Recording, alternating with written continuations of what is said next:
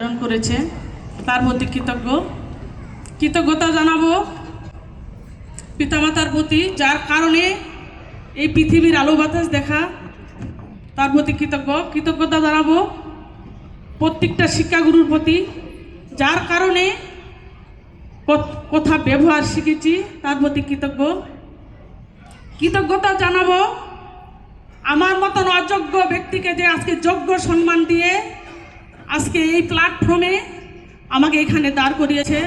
এরকম অনেক অসংখ্য মানুষ সারা পৃথিবীতে এই সুযোগ করে দিয়েছে। এই কোম্পানির ফাউন্ডার অফ চেয়ারম্যান মিস্টার লিজিনিয়ার, তার মধ্যে একটু জোরে করতালি চাচ্ছি। আমি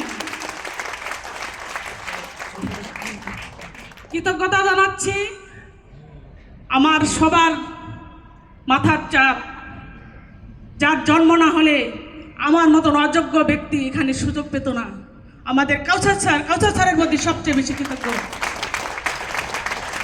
কৃতজ্ঞতা জানাচ্ছি শামীম স্যারের প্রতি, যে ব্যক্তিটি অক্লান্ত পরিশ্রম করে আমার উত্তরবঙ্গে আসে আমাদেরকে সুস্বাস্থ্যের বার্তা, জীবনমান পরিবর্তনের বার্তা দিয়ে যাচ্ছে। আমার শামীম স্যারের প্রতি কৃতজ্ঞতা জানাচ্ছি উত্তরবঙ্গে যে ব্যক্তিটি অসুস্থ না হলে আজকে এই ব্যানারে আমি আসতে পারতাম না। আমার বীরেন স্যারের প্রতি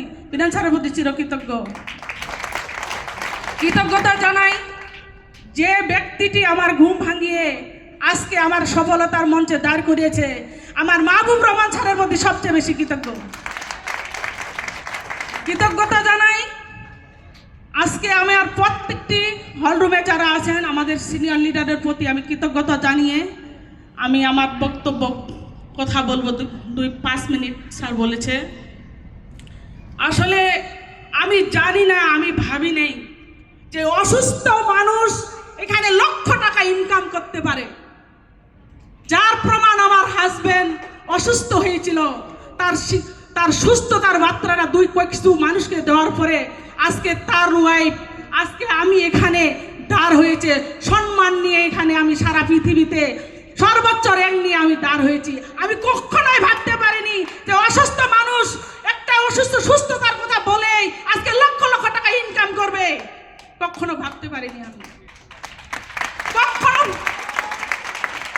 কখনো ভাবতে পারিনি একে 5টা দেশ ভ্রমণ করার সুযোগ করে দিবে একমাত্র এই টিএস প্ল্যাটফর্ম, যাকে আমরা এখনো আপনাকে কিছু মানুষকে এখনো তেল মাখাইতে হয় যে টিএনসি আসেন।